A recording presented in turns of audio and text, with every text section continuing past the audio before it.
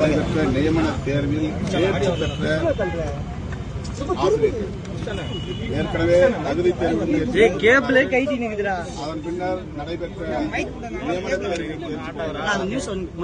அவர்கள் பணி நியமனத்திற்காக காத்திருக்கிறார்கள். ஏறத்தாழ 21,000 பேர் தமிழ்நாடு முழுவதும் அப்படி தேர்ச்சி பெற்றவர்கள் காத்திருப்பதாக தெரிய வருகிறது. மாண்புமிகு முதலமைச்சர் அவர்கள் இந்த நியமன தேர்வில் தேர்ச்சி பெற்ற இடைநிலை ஆசிரியர்கள் அனைவரையும் பணி நியமனம் செய்வதற்கு விரைவான நடவடிக்கை மேற்கொள்ள வேண்டும் என்று இன்றைக்கு கூட்டமைப்பின் சார்பிலே உண்ணாநிலை அறப்போராட்டம் நடைபெறுவதை உணர்ந்து அவர்களை பணி நியமனம் செய்ய வேண்டும் என்று விடுதலை சிறுத்தைகள் கட்சி வேண்டுகோள் விடுக்கிறேன். இது மிகவும் முக்கியத்துவம் வாய்ந்த ஒரு கோரிக்கை, ஜனநாயகபூர்வமான கோரிக்கை.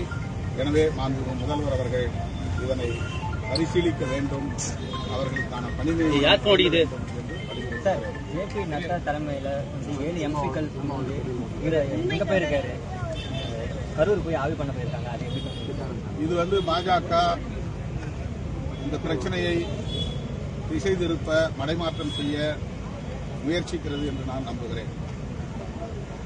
எனவே காங்கிரஸ் பேரியக்கத்தின் தலைவர் திரு ராகுல் காந்தி அவர்களுக்கு நான் விடுக்கிற வேண்டுகோள், உடனடியாக இதில் தலையிட வேண்டும். தமிழ்நாடு அல்லாத பிற மாநிலங்களை சார்ந்த எம்பிக்கள் கொண்ட குழு ஒன்றை நியமனம் செய்து கரூருக்கு அனுப்பி வைக்க வேண்டும். உண்மை கண்டறியும் குழுவை நியமிக்க வேண்டும் என்று விடுதலை சிறுத்தைகள் கட்சியின் சார்பிலே வேண்டுகோள்.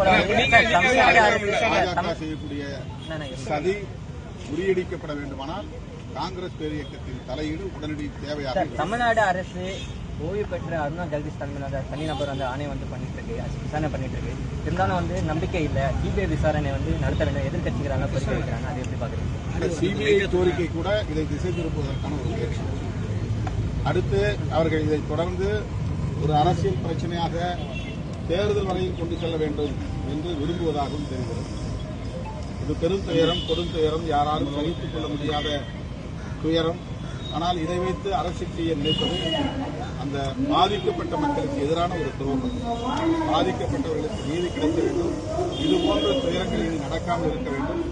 இதற்கு எந்த காரணங்களை சொன்னாலும் டிவிகே தலைவர் விஜய் அவர்கள் தார்மீக அடிப்படையில் பொறுப்பேற்க வேண்டும். ஒரு கட்சியின் தலைவர் என்கிற முறையிலே தன்னை தேடி வரக்கூடிய மக்களுக்கு பாதுகாப்பை அளிப்பது தனக்கும் பொறுப்பு இருக்கிறது என்பதை உணர வேண்டும். காவல்துறை தான் இதற்கு பொறுப்பேற்க வேண்டும். தமிழ்நாடு அரசு தான் இதற்கு பொறுப்பேற்க வேண்டும்.